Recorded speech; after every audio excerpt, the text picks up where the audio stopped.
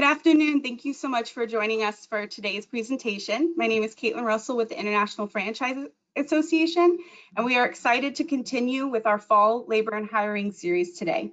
Just a reminder, this series is a series of webinars, is in response to concerns we have heard from IFA members relating to pressure and problems with hiring. As we have stepped back and researched the problem, we discovered the labor shortage. Oh my gosh, I'm so sorry, everybody. The labor shortage is not just one problem, but a series of problems and concerns. So today's presentation is actually the first one of the series that will now focus on the hiring process and retaining talent. We will start the discussion between Great Clips' VP of Talent and a few of the Great Clips franchisees and what they are seeing within the system and within their stores. Then we will close out with a presentation from a representative from the American Hotel and Lodging Association on their Hotels for Hiring campaign, which is encouraging talent to consider positions within the hotel sector. So we really do have a great 60 minutes lined up for you guys. 2 quick notes before we begin.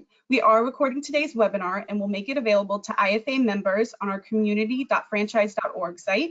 And if you have any questions for any of our speakers today, please add it to the questions box and we'll get to them at the end. So on that note, I'd like to introduce our speakers from Great Clips. I will now hand it over to Jared Neepin, VP of Talent with Great Clips. Jared. Hi, everyone, and thank you, Caitlin. Thanks so much for having us today on this really important topic. Like Caitlin said, my name is Jared Neepin, and I'm the head of human resources here at Great Clips. And in my role, I have really 2 teams. I have our human resources team for Great Clips Inc. as a franchisor. And then I have another team called Recruiting Resources, which is really in charge of the employer brand as a system. We're recruitment marketing for our system. And then we also provide consulting for franchisees on recruiting and retention. So we like to be in it with our franchisees and help them as much as possible, because that's obviously good for us as well. And I have 2 franchisees with me today, and we're going to have a really good discussion on what we're seeing in our system, as well as what some of our franchisees are doing in rehiring and retaining really great talent. So I'd like to introduce first Elizabeth Gartner. Elizabeth is from Bristol, Tennessee. She and her husband, Stephen, operate 11 salons in the Tri-Cities area of Virginia and Tennessee. So welcome, Elizabeth. Thanks so much for being here with me. And then I'd also like to introduce to you Win Katie. So Win and his sister Carolyn, as well as a third partner, operate 17 salons in the Salt Lake City area in Utah. So we are actually in 3 different time zones, the 3 of us. So we're kind of representing the entire United States. So before I jump into questions for you and start the discussion, I wanted to provide some background on Great Clips and then talk a little bit about the pandemic and some of the things that have really gotten us to where we are today. So Great Clips started in Minneapolis, Minnesota in 1982 as a walk-in, no appointment necessary, hair cutting franchise system. And we have grown to become the largest salon brand in the world. We have 4,500 salons in all 50 states and 4 provinces. And we are 100% franchised, which means that we have a very clean model, and we have 1,100 franchisees that operate and own those 4,500 salons, and they themselves employ over 28,000 hairstylists across the US and Canada. So we're a very big brand, and we're very proud of our roots and proud of our brand and model. So let's talk a little bit about the pandemic. So last year when the pandemic hit in March of 2020, we had 4,500 salons open, and we went to 17 in the matter of a week or 2. And I think most of them were actually in Utah, although I don't think they were your salons, but most of those salons had to close, obviously due to mandates and things like that. And franchisees had to react. Some of our franchisees had to furlough employees or lay people off temporarily. Some tried to hang on to some employees and have them do things like training and things like that to keep them on the payroll. But it was a pretty trying time for our system and even us as a franchisor, recognizing that the franchisee revenue is also part of our revenue. And so we went to pretty much 0 revenue almost overnight. So as salons opened up last summer, we saw these huge surges of customers coming back. Obviously, there was a big pent-up demand for haircuts, myself included. I had a little COVID here as well going on. And so there was this initial big surge, but over time, really, if we look at the numbers overall, we're down about 30% in customers. And so that's obviously impacting our business, impacting our franchisees. And we are down about 7,500 stylists across our system, which is about 20% of the workforce. So obviously, recruiting and retention is probably one of the biggest priorities for all of our franchisees in the system in order to be able to have the hours that they want to have to be open to meet the customer demand and regrow their businesses. So it's incredibly important, and so we're going to have a conversation about that. So let's dive in. So since reopening, Wynn or Elizabeth, how much of your staff were you able to get back, and what was your strategy in getting them back? How did you convince them to come back and work in the salons again? So Wynn, let's start with you. Sure, Jared, thanks. Yeah, so we did not lay anybody off. We furloughed everyone. And our whole goal during that, I think it was anywhere from a 4 to 6 week period, was just to keep people close. And we use a GroupMe app, and that along with our Facebook page. So the first task was to get everybody on unemployment. And we actually operate in Utah, Nevada, and Wyoming, and all 3 states had real antiquated unemployment, websites and systems. So a lot of people had a hard time. So we put up some training videos for them and actually walk them through one-on-one just to get them into the unemployment system.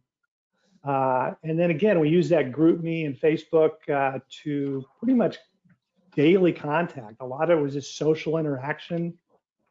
Trading recipes, I remember, was a big deal. Just trying to get through that horrible lull that everybody was feeling. And it really did it did pay off for us. We were able to throw resources out there where to get a test, a COVID test, or when reopening was happening, what the states were doing. And I think the ace in the hole also for us was just kind of dumb luck timing, but we were able to get our PPP loan right at that time, just before we were able to reopen around, I think it was May 1st, and we were able to give 1 week's wages as a bonus for people to come back. So out of 140 people, we brought back 135 and only lost 5. Elizabeth? Yeah, that's awesome. So our experience was very much the same. We had 69 employees at the time the pandemic came, and we knew that it was coming. And you heard all of the banter about closing the economy for a couple of weeks. And so we knew that salons were going to be impacted. We just didn't know when. And we are a very proactive planning organization. And suddenly we had to pivot into sense and respond versus being proactive. So when we furloughed all of our employees, we literally kept 2 on that became our morale team. And they, like Wen suggested, helped with everything from how do you file unemployment? If I need to defer my car payment, what does all this language look like? If I need help deferring a house payment, what does that language look like?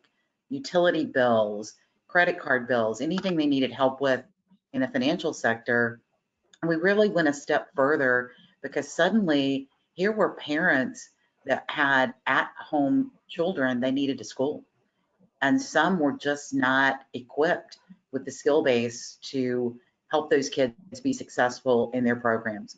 So it became a tutoring program to help kids get through what they needed to get through on the training, because it was going to roll into mid-May. We were closed that entire time.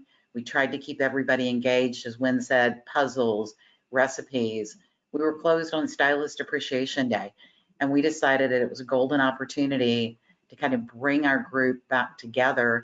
And so we did a parking lot parade where we could socially distance. They dressed up their cars. They had, tarps around the front of their grill, and then they'd strapped them over the rearview mirror type things. And so it looked like the car was wearing masks, and they decorated masks. And so it really became a sense of community. So when we reopened, we had everybody but 3 come back. We have subsequently lost a few more, hired a few more for a variety of reasons, but that's what it looked like for us in the whole initial shutdown piece. All right, well, thanks. You know, I'm really impressed that out of 69 employees, Elizabeth, you lost 3, and when I think you said you had 135 and really lost 5 of those employees coming back, which I think there's probably a lot of business owners that would kill to have those kind of numbers. So I think that some of the things that you did, the engagement, helping the stylists out, having their back as an employer, the bonus that you gave when for those individuals to come back really likely played a big part. How important do you think those things, or what kind of response did you hear those things that you did as far as the bonus and engagement and the social? What was that chatter like, and what feedback did you get from the stylists as to how important that really was to them? Yeah, they loved it. They were ready to get back to work. Everybody was fearful and not knowing what was going on. Of the 5 people that didn't come back, 3 didn't come back because they were personally afraid of the virus and just wanted to stay at home, stay inside. And then the other 2 had, immune compromised parents, older folks living with them. They didn't want to bring the virus in.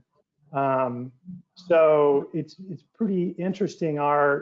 We track retention rate every week, and pre-COVID and actually up until last spring, we were running at about 85% retention of our employees.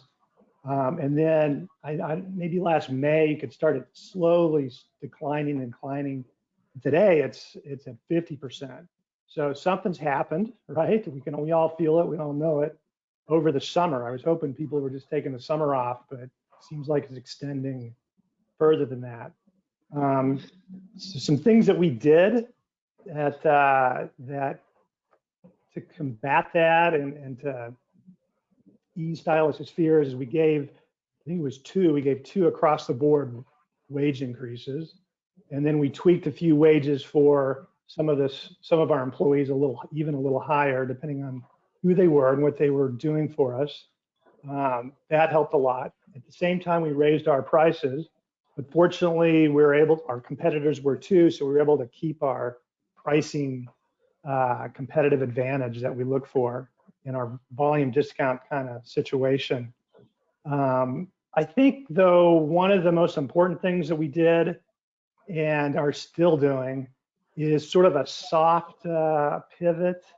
It's hard to put specific strategies to it, but myself and our leadership team now, we really do treat our employees as our customers, and that is a huge focus. And we basically service their needs compassionately, but within the constraints, right, of our profitable business model. I mean, it's got to work for everybody, but we totally are focused on our company culture and working with our folks. So we've really had to up our game there. And Great Clips and Jared's team has provided us with lots of specific resources to help with that. They put out a retention workbook every year that was very timely. So the tactics in there that we've used are, we have a no questions asked loan program that people pay back through payroll deduction. We provide free mental health resources through our payroll company. We do lots of sales contests, bonuses, cash bonuses. We'll buy lunch on a busy Saturday for everybody in the salon. Lots of recognition. Stylist of the Month program we started. Now we have a best of the best, which is the best stylist in each salon over the last 6 months that we're going to do next week. So those are some things that we've done, Jared. Awesome. Yeah, those retention strategies are really important. So Elizabeth, talk to me a little bit about some of the reasons we heard when, the initial reasons were really related to the virus. What about for you? What were some of the primary reasons either employees didn't come back or have left the salon since?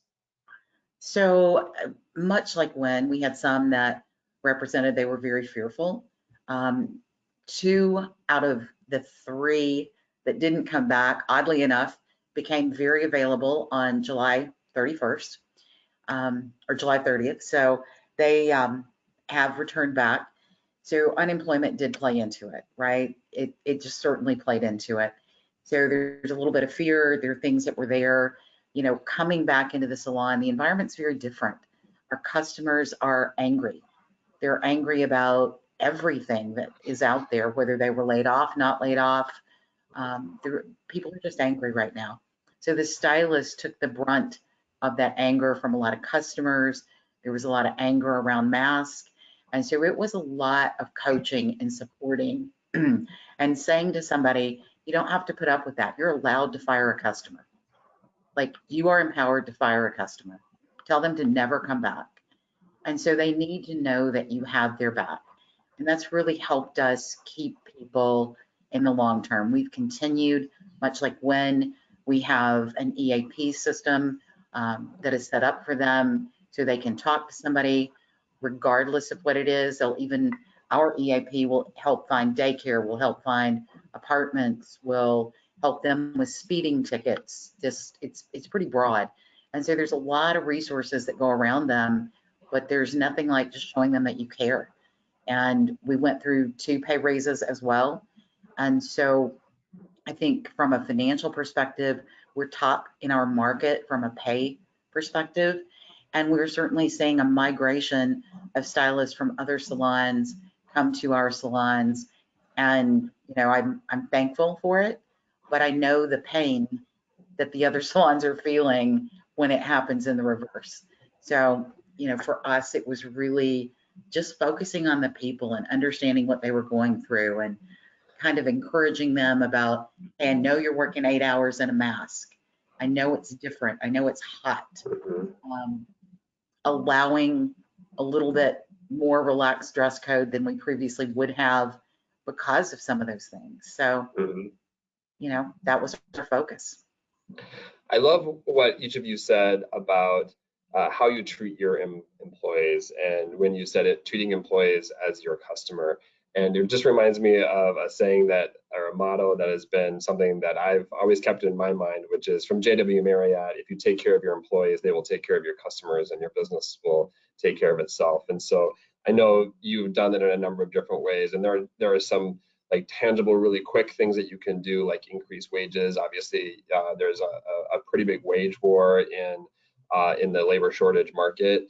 And so we get that. And then Elizabeth offering an EAP, because we also know that helping employees really deal with some of the outcomes of the pandemic, whether that's mental illness or other things, burnout, there's so many things that they're dealing with. And so offering the EAP is great.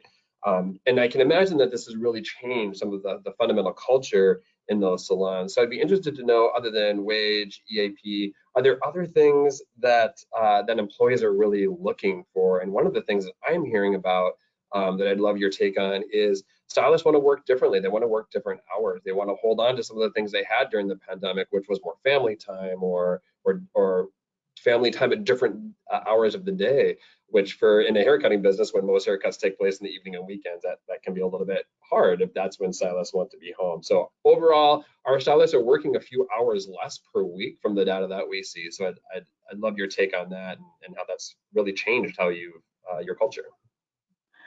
So for us, I can tell you that this pandemic has certainly redefined people's priorities.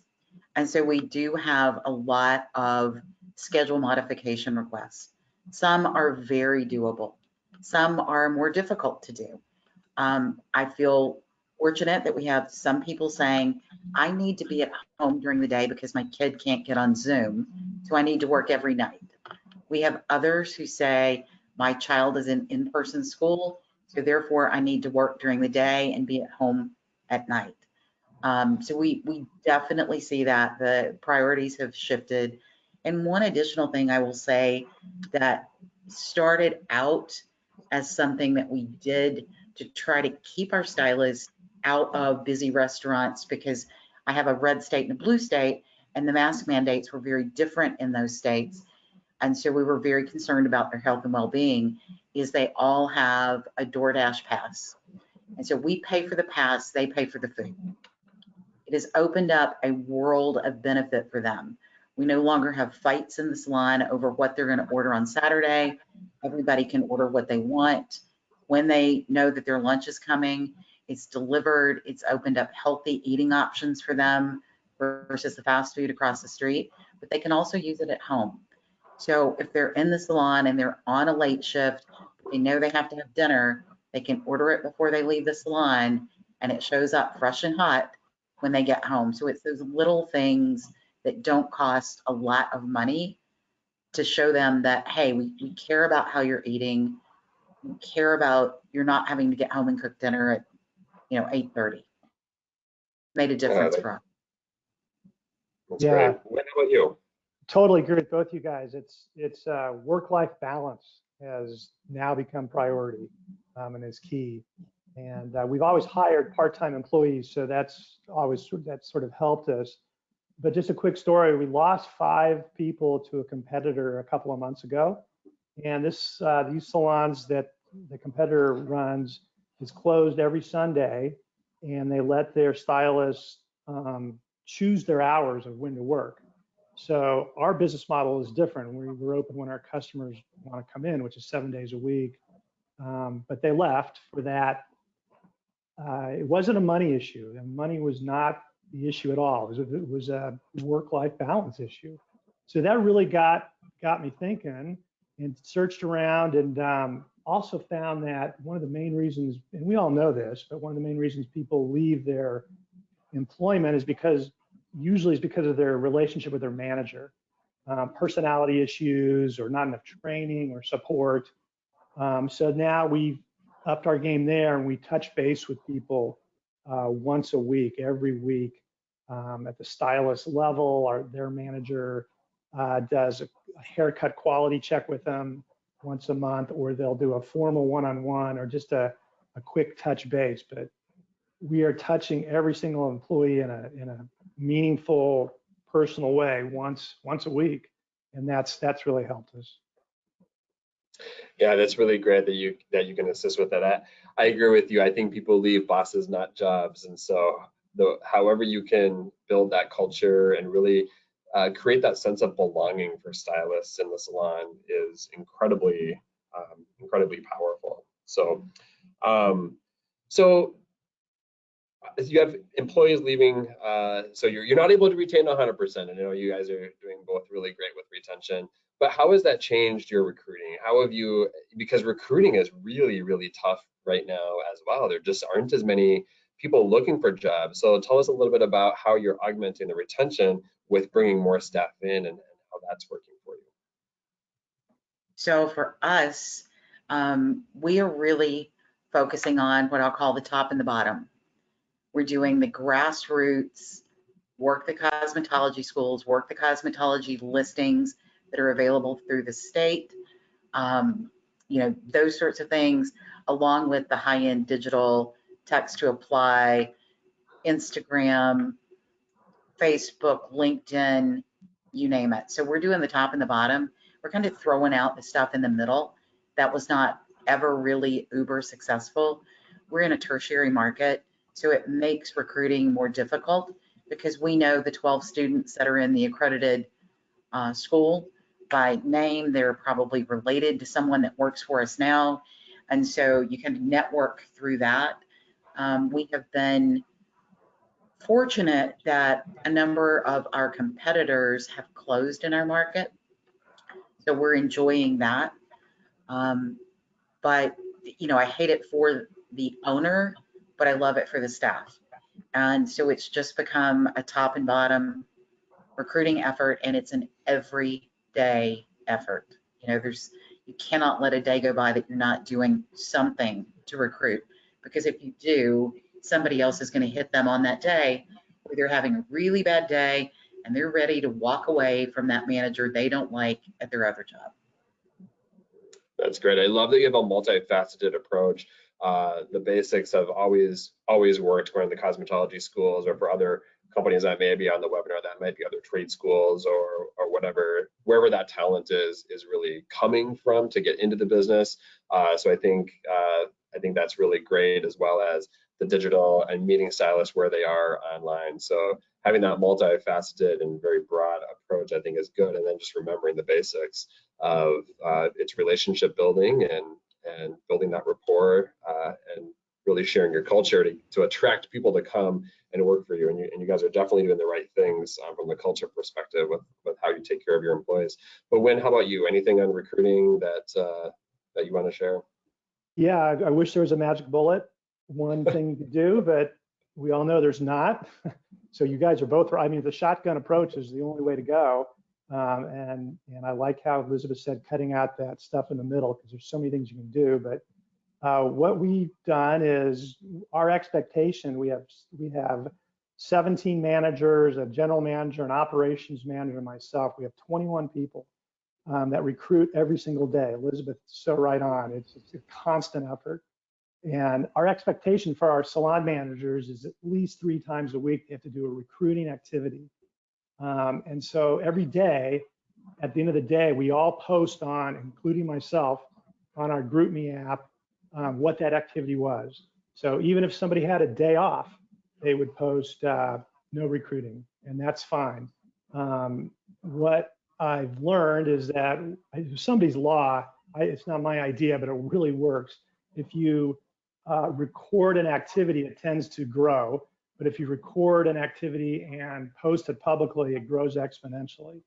So that's really helped us out a lot. But as Elizabeth said, I think the best, I mean, I do all of the kind of the techie, you know, Great Clips does Indeed ads for us and other job postings. I supplement that. We have an email campaign that we try to recruit through for cosmetologists have given us their contact info. But the best way to do it is personal connections with stylist to stylist, or personal visits to cosmetology schools. And then the last thing we do, and we do finally hire somebody, man, it's a big celebration these days. It's high fives everywhere.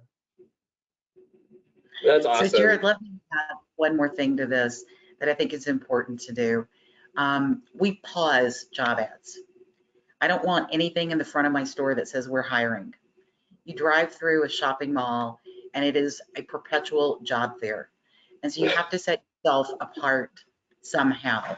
And if we don't have the we're hiring signs up, and periodically they see the job posting go out for that salon, I think oftentimes people are more apt to respond versus something that's out there forever when they say, what's wrong with those people that they can't hire enough? I mean, the whole world is hiring. We all know that. It's not hidden. Salons are no different than Amazon or Target or whomever is trying to consume their seasonal workers right now. But if you can find a way to thread that needle and pause things where you make your job the one that everybody wants when it goes out, that you get more applicants that way. Yeah, I think that's great. And like you said, it is a job fair, not just in the malls, or it's a job fair driving down the street. And I am blown away by some of the things that are advertised for jobs on either billboards or just the front sign to a restaurant. I saw $16 an hour for a fast food job just today, and so I know it's tough, and it can seem desperate with some companies. So I like your approach of doing it a little bit differently. So thank you. Well, we're coming up on time here, so I know you're going to stick around for the Q&A. So if anyone has any questions for me and what we do as the franchisor, or for Wynn or Elizabeth, perspective from franchisees in our system, please throw those in the chat. We'd be happy to answer those, and we'll stick around for that Q&A. But right now, I'm going to turn it back over to Caitlin. Great, thank you so much, Jared, and Winslow and Elizabeth. Thank you so much. This was very informational, and I even learned a lot. So thank you guys again. So right now, we are going to hand it now over to Rosanna Maeda. She is EVP of Communications and Public Relations with the American Hotel and Lodging Association. As well, she's president and CEO of the AHLA Foundation. So she has a lot going on. And so she is going to talk to us about their hiring, Hotels Are Hiring campaign, which is encouraging, again, talent to consider the hotel sector. So Rosanna, I'm gonna kick it over to you. Thanks, Caitlin. Presentation is on. Terrific. Thanks so much. It's so good to be here. I'm coming to you live from a hotel conference in Phoenix, Arizona. So I can tell you that there are 2,000 people here.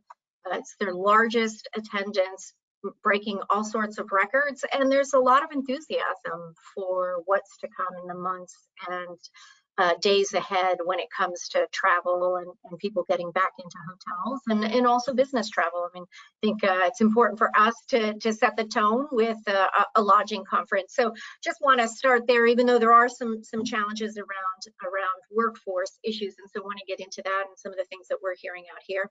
Just a quick note on our foundation. Of course, we're laser focused on grooming and growing talent, whether you're already working in the industry or we're trying to recruit you into the industry. And so that's some of the things that you'll see here in this presentation. If we go to the next slide, did want to give you a sense of the labor picture when it comes to the hospitality industry.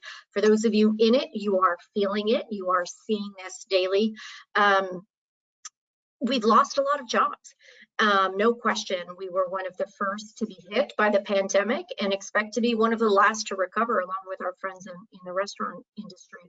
And that's a challenge that we're facing. If you think about pre-COVID, in 2019, the hospitality industry, the hotel industry had over 1 million jobs that they were trying to fill. And so now it's that plus. And so there's a lot of work that we need to do to get new recruitment in, as it is one of the hottest competitive labor markets that we've ever seen. If we go to the next slide, I think coupled with recruitment challenges, we have always, as a hotel industry, had issues around retention and keeping the employees that we have. I think that has become exacerbated during COVID. If you see here, earlier this year, between February and June, we were losing 5% of staff every month, 700,000 plus people quitting. What's not clear is where they're going. Are they going to our competitors in other industries, or are they dropping out of the workforce completely? I think it's a bit of both from all the research that we're seeing. But certainly we've tried to get at where folks are going. One recent survey of 13,000 former hospitality workers showed that half of them left because they wanted a different work setting. 45% wanted higher pay. And so some of that the industry has been trying to address over the last several months. And we'll talk about some of the things that we've seen are starting to work. If we go to the next slide, with all of this as a backdrop, our foundation and AHLA joined forces to really think about how can we provide some assistance to our members out there when it comes to recruitment and retention. And so we have launched a campaign called Hotels Are Hiring. Prior to getting the ads ready and really determining what the messages around that campaign would be, we commissioned research, bilingual research. We did focus groups with job seekers who were looking for work in several markets around the country, some of the hottest markets, San Diego, Orlando, Phoenix, and then conducted a national survey to really get at what are people looking for, what do they want, what's different now post-COVID that maybe didn't exist prior to COVID. Then with all of that, we put the ad campaign together and then worked to expand some of our partnerships. So we created a partnership with H Careers, a known recruiter in the hospitality space, to create a jobs board where we could connect people by market and really have one sort of hub. That is not to take the place of the Indeeds of the world or other job sites, but really to serve as a one-stop shop for our employers and some of our community-based organizations around the country. And then provided a series of tools, really some best practices documents and information based on conversations we were having with various hotel owners and properties from the big brands to the beds and breakfasts around the country who had been trying to employ some really innovative practices to see what would work. We'll talk a little bit about that. And then finally, making sure that as we are embarking on this effort, that we don't lose sight of diversity and how important that is, particularly to our industry, which seeks to be as global as the guests that we serve. And so really keeping that front and center and making sure that as we're looking to keep our current talent, but also enlist new folks into the industry, that we're really thinking about what it means to belong and making sure that that is front and center in all that we do. If we go to the next slide, want to give you a snapshot of some of the things that our research uncovered, which, you know, to some seemed very obvious. It wasn't earth-shattering, but our survey really found that what job seekers wanting to hear that you were doing as an employer was that you provided benefits and training. Now, a lot of our members have said, well, we have all that. How come we're still having challenges? But the fact is, when you are thinking about the advertising that you're pushing out, whether it's on Indeed or TikTok or some of the other sites or in your community papers, are you really focused on those benefits and what they are? Of course, coming out of a pandemic that was healthcare focused, people want to know, do you offer paid sick leave? Do you have paid time off? Do you have 401ks? Because job security, of course, has become one of the top priorities for individuals now looking for a job. And so really being front and center with those job benefits that you have. The other piece that is really important in our industry, of course, is this notion of upward mobility. And we think that that is something that's very unique in the hotel industry. You can start at the front desk, a valet, a bellman, a dishwasher, and rise up to becoming a general manager, and even further up the ladder to running a hotel, owning a hotel. We have global CEOs who started in frontline positions. And so really leading with that. When job seekers were told about the pathway to opportunity, that was something that they were very interested in and thought, oh, well, I hadn't known that about the hotel industry. I might take a look now. And lastly, and you heard it from the folks, Elizabeth and Wynn and Jared, flexibility. Everyone has re-examined what's important to them, having had the time to do that. And so really thinking about what is flexible when it comes to an industry like ours that's 24/7. There are some things that you know, you have to serve your guests, whether they're coming in at 10 a.m. in the morning or they're showing up at the front desk at midnight. And so having that flexibility while maintaining the service level, the quality service that's so important to this industry, it's requiring the industry to really think differently about what is shift work? What does that look like? How can you make shift work different? And so that flexibility will be top of mind. And I think that people who are tackling that in a really innovative fashion are the ones who are going to see greater retention, but also recruitment. We wanted to take a minute and show you our ad campaign. So we'll advance to the next slide and press play on the ad.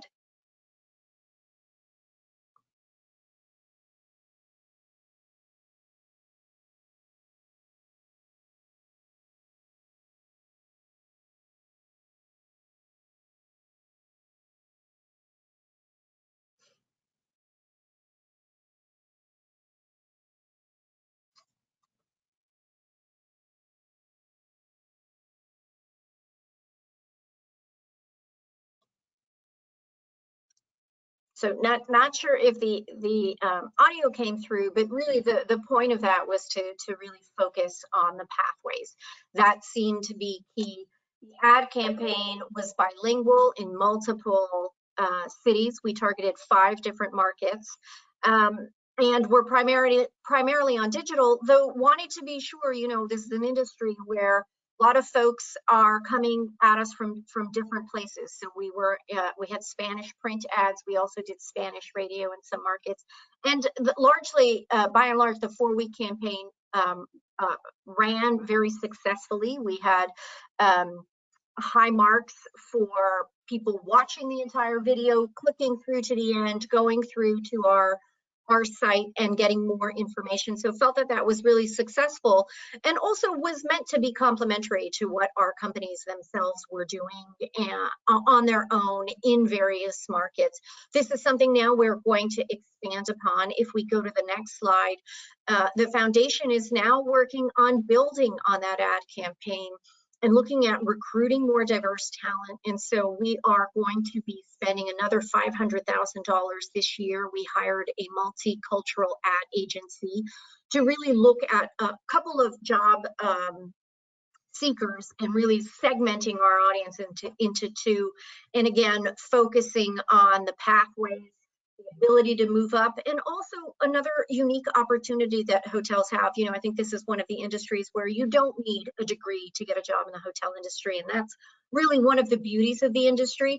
But we also want to tell employees, hey, if you do want to get your GED, or if you did want to get your college degree, once you start working for us, we're going to help you do that. And so companies are offering different paths to those extra certifications or degree programs, and really want to make sure that we're highlighting that in our next campaign. If we go to the next slide, I want to talk a little bit about the two types of people that we're focused on. As we did our market research and our ad agency added a new layer of data to really get a sense of, well, who's really looking right now and who would be a good fit for our industry. And so on the one hand, we have one persona, Anna, a young Hispanic woman, may or may not be married, may or may not be raising children. And so really looking at how do we target her and where she's at, and what will that end up looking like from a digital play. Very different than our second job seeker, which is, you know, Terrence, who is on the older side, really targeting that 55 to 64-year-old group that maybe had been doing some shift work occasionally, but wasn't really fully employed, who are now that age set is looking for some more stability and potentially full-time, part-time work. The hospitality industry could be a good place for them. So as we start to build out these personas, you'll see an additional ad campaign coming from us to launch later this year, and something that we expect to grow on into next year. I think you heard from the previous folks, right? There's not one solution to the current labor shortage. And so we need to be doing multiple things, including an ad campaign that complements what other folks are doing at the very local level. And then finally, if we go to the last slide, another thing that we did that we wanted to provide some resources through all of our conversations with various members, from the large brands to the smaller individual family-owned properties, about what were they doing that was working, and culminating that into what we called our retention and recruitment benefits guide, which is on our site. You'll see it there on the bottom, along with additional resources. But I think one of the things that we've been trying to do to compete with the Walmarts, the Amazons, the Targets of the world is look very differently at what the needs of the current workforce are. Childcare, top of the list. And we know that moms and working moms have left the workforce, left the hospitality industry because of this issue. Schools still, while many have started back up, daycares are not as fully functioning as they had been, and you're seeing a lot of discrepancies there. And so moms are really still struggling with being able to do a shift and taking care of their kids. And so the companies that are offering childcare credits, you know, whether it's certificates to care.com and subsidies, helping with that solution. We have one property saying, you know, that they had on site the ability to have a daycare. And so that was being really, that approach was very helpful in that instance. Not every property is able to do that, but that one, for those who can, that was a really important retention tool. Other subsidies around parking and transportation, folks, you know, if you think about the last 6 to 8 months, transportation in some markets was not easy or accessible or starting up at hours that, you know, if you had to show up at work at 5 a.m., sometimes the metro in your town wasn't up and running because they were still operating on a reduced schedule. And so providing some subsidies, you know, you heard Elizabeth talk about DoorDash certifications. And in this instance, it's with Uber or Lyft or the local cab service. That was really important.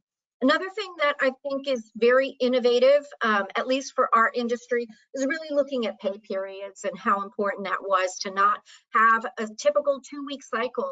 Some companies are exploring pay by shift and paying right at the end of a shift, same day salaries, or as it relates to housekeeping, a pay per room basis, really looking at shrinking that pay period, which is becoming really important for people in this time of uncertainty.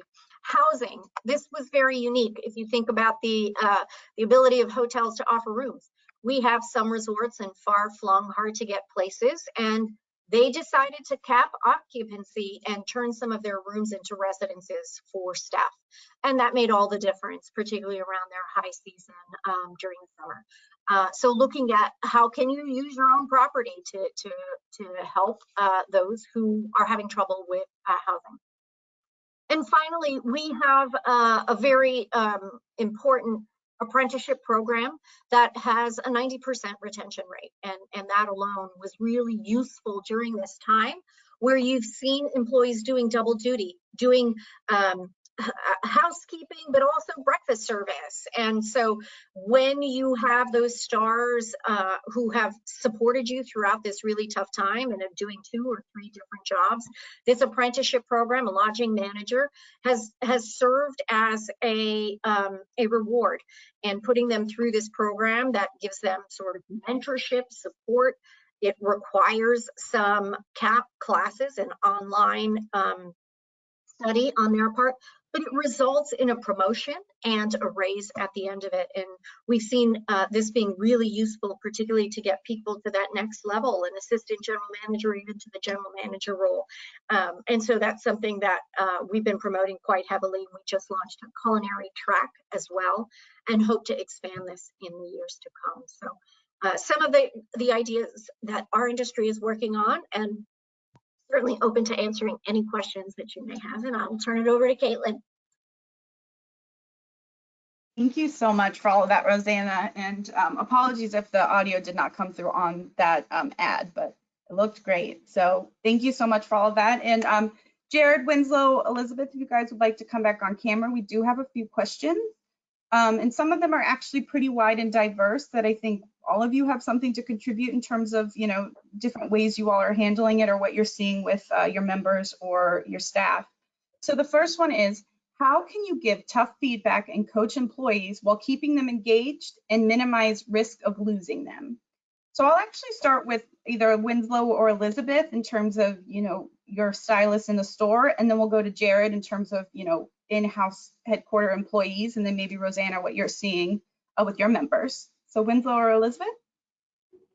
For us, I will tell you that you have to give tough feedback sometimes. But when you're giving the tough feedback, it's important to point out some positive things that they are doing as well.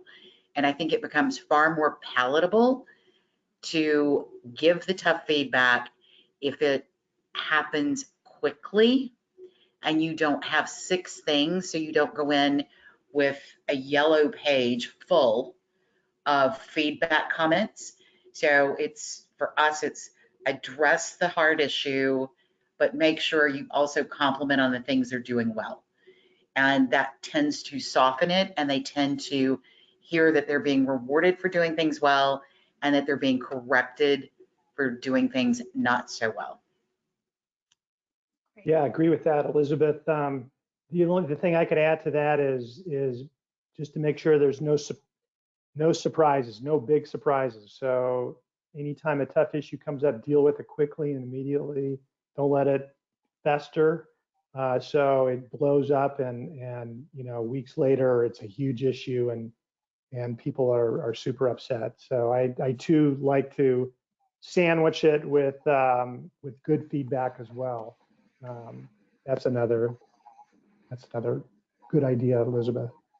Yeah. Jared? Yeah, so I always think, the reason you're giving somebody feedback is because you're invested in them as an employee, right? So all of the things that Elizabeth and Winslow even talked about as far as take care of your employees, if you can really share that story with the employee, the reason I'm giving you this feedback is I believe in you. I want you to be successful. You have a really bright future in my company, and this is really gonna help you. I think that's really important so that the employer really knows that you're invested. And I think the other really key thing that you can do is to make sure that you're listening as well. Hear their side of it. Make sure that you're fully trying to understand where they might be coming from, putting yourself in their shoes, and really that just helps you build that relationship even stronger, and it makes them so much more open to the feedback when you do that, when you start with listening. Rosanna, anything to add? No, I think that was well said. I mean, I definitely think it's been a tough time in the hotel industry because of the labor shortage, right? You still, if you think about any property or hotel you've been to, you're still serving the same amount of guests with fewer staff. And so there's also been a lot of frustration. I think a lot of employees have also faced a lot more heckling or issues with guests. And Wall Street Journal had a great story the other day about, is the guest always right these days? Because, you're waiting a long time to be served your food or your meals, or your rooms are getting cleaned, and so you can't go back to, you're not checking in at normal time. So certainly patience is something, but I think when it comes to that feedback, I think in the moment is important. I think a gentle touch is really important because they are doing double duties in many cases. And so as much as you can provide that mentorship, that will go a long way. Great. Yeah, all great points. And then there's this one, and I'll start with Rosanna as you just came off talking about this. But great, Jared and Winslow and Elizabeth also talked about this. In terms of the incentives you are giving current employees or new hires, what are you finding is working best? It's pretty generic. It's a great question. I think it's not just one thing. I think Winslow and Elizabeth said the same. I think we are seeing a variety of stipends being considered, which I think in our industry, that existed in some capacity and form, but I think you're seeing it now becoming routine. Those things are being on offer more frequently because our competitors in retail are doing that pretty actively and aggressively, and so we want to keep pace. I think you're seeing a lot more referral bonuses, and that is becoming really important. And you're seeing it twofold, right? A referral bonus for an employee who is referring someone, and then for the new recruit. And so if the new recruit stays for 6 months, they're getting a bump. If they stay a year, they get another bump. And the employee who referred them is getting similar bumps along that journey. So that's a really sort of unique approach to it. Not that there's anything so innovative about that. These things always existed, but you're seeing more and more properties, companies, brands doing that on a regular basis. Jared, I'll go to you in terms of because Winslow and Elizabeth have more the hourly worker, rather you have maybe more the salaried. I don't know if there's different sort of incentives you're seeing with them versus, the hourly. When Rosanna said referral bonus, my mind went to, and we're also seeing retention bonuses. And so that's another key thing. And not so much the retention bonus, but trying to anticipate why an employee wants to leave you or could possibly leave you and trying to head that off. And I think we all just need to keep in mind that employees are doing one of two things. They're either running from you or they're running to something. So make sure that you're the one that they're running to and not running from. So if you're doing that and you're making sure that you're meeting the needs of the employees, then I think you'll find yourself in a good position. And all you have to do in my mind is just ask the employee, what can we do to keep you? I asked my employees a question that probably catches them off guard a little bit, but I always ask them, when was the last time you thought about leaving me? And they're like, oh, wow. And I was like, I know you have, everyone has, everyone does it. So just tell me what it was and what was the reason, and let's talk about that. And if you can do that, then you're gonna get some really good insight into what your employees need and want and how to prevent them from running to something else? Because I know they're not running from you, because I know you're all great employers. Winslow, Elizabeth, anything else to add? Elizabeth, I know you said the Dash Pass. Yeah, Was there I one think thing that- more exciting to your employees? So right now we are in the process of trying to figure this out. So it is not fully baked, it is not implemented, but we're going to start doing sabbaticals for our long-term people. And they've worked really hard for a long time. They're facing burnout. I don't know what the duration of those sabbaticals are going to look like, but they're going to be in addition to paid vacation. And they don't have to take it, but they certainly can take advantage of it. And I think that's a great way to get away from burnout and to reward those folks who have been with you, 10 years. Great, yeah. Winslow? Yeah, sure. Just I think trying to create a team atmosphere helps people want to be part of something bigger. If it's within their salon and the four walls, or within our organization of 17 salons, or our brand, Great Clips, they get a sense of that and love it. And if we can recognize them for performance, within that big team aspect, that goes a long way for us. Great. And I'll finish with this question, and these have been great because they're very generic and everybody has a different, opinion on here. It's great. So Rosanna, I'll start with you. What's more important right now, retention or recruitment? I'm going to have to say equally both, though I will go back to some of the stats that we had in our survey, which showed that there was a 5% turnover every month. If we could shrink that even by 1 percentage point monthly, that would make a huge difference to our industry. So retention, you gotta love and keep the people you have, but you can't. We have so many open positions. You can't do one at the expense of the other. Jared? I think you're muted. Sorry, I just didn't want background noise as we're talking. I always tell people retention is your best recruiting strategy. So that's one way to look at it. And I think the other thing that's really key is retention. People will stay with you if you've got a really great culture and they feel like they belong. And that culture is going to attract more people to come and work for you. And if you don't have that, then you're just going to have a revolving door. You're going to get people to come work for you because you're going to offer them something that they think they will get when they come work for you, but they will leave you when they realize it's not there. So you have to make sure that that culture is there first, and then that will help you retain and then recruit. Great point. Winslow, I'll kick it over to you. Oh, sure. I used to always say we never had a recruiting problem, always a retention issue.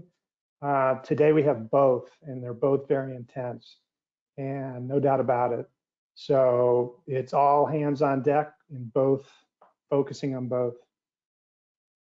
And Elizabeth? So for us, I have to agree. It's really both of them. If I have to lean one way, it's the retention piece of it, because when I have really happy people and they are on their social media platforms and they're talking about how they love their job or how they just bought a new house or a new car, and they are connected to people that are in the same industry, they've gone to school with them, they know them, then it becomes a lure. It makes the recruiting piece easier than if they're not. But they can also go negative on social media. So you got to be aware of that. It's it's a two-way street. So it only takes one to go negative, and you feel those repercussions as well. Yeah.